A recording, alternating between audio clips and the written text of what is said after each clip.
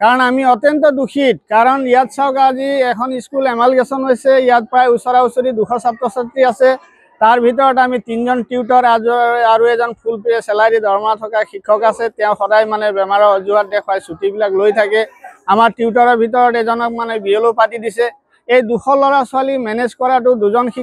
এজন শিক্ষকে কেনেকৈ কৰিব তাৰোপৰি এজন প্ৰধান শিক্ষক সেই প্ৰধান শিক্ষকৰ যথেষ্ট দায়িত্ব আছে ল'ৰা ছোৱালীৰ ফটো লোৱা আপোনাৰ ভাত বনাই খোৱা বিভিন্ন অফিচলৈ দৌৰা-দৌৰি কৰা তেওঁলোকৰ আপাৰ আইডি কৰা তেওঁলোকৰ বিভিন্ন পেট এক্সামৰ মানে ৰিজাল্ট বনোৱা বিভিন্ন সমস্যাৰ মাজত আমি মানে সন্মুখীন হৈছোঁ গতিকে চৰকাৰে ঢাল-ঢোল বজাই শিক্ষক নিযুক্তিৰ প্ৰক্ৰিয়াটো আমি সম্পূৰ্ণ কৰিলোঁ বুলি কৈ থাকে কিন্তু আমি দেখাত এতিয়া শিক্ষকৰ অভাৱ ইয়াত যথেষ্ট পৰি আছে আৰু মই এই নিউজৰ জৰিয়তে সমগ্ৰ অসমবাসীক আহ্বান কৰোঁ আপোনালোকে চাওক আজি এনেকুৱা দুৰ্যোগৰ জেগা এনেকুৱা এটা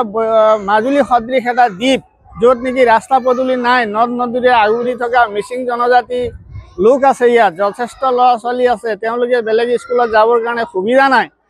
তৎসত্ত্বেও যে ইয়াত শিক্ষক সম পৰিমাণে দিয়া নাই আমি দুৰ্ভাগ্যবশিত হৈছোঁ আমি নিজে লজ্জিত হৈছোঁ কাৰণ আজি চৰকাৰে কি কৰা নাই আমি তেওঁলোকে জনসাধাৰণৰ কাৰণে অসম মানুহৰ কাৰণে বিভিন্ন আঁচনিবিলাক প্ৰস্তুত কৰে বিভিন্ন আঁচনি যুগুতাই কিন্তু এই শিক্ষক নিযুক্তি প্ৰক্ৰিয়াটো কিয় তেওঁলোকে বিলম্ব কৰিছে আমি ভাবি পোৱা নাই গতিকে এই ল'ৰা ছোৱালী শিশুখিনিৰ ভৱিষ্যত আমি দেখিছোঁ সদায় আন্ধাকাৰলৈ গৈ আছে এইবিলাক নহওক এই নিউজৰ জৰিয়তে সম্পূৰ্ণভাৱে চৰকাৰে যাতে ইয়াত শিক্ষক নিযুক্তি প্ৰক্ৰিয়াটো আকৌ সুন্দৰ প্ৰচেষ্টাৰে ইয়াত নিযুক্তি দিব পাৰে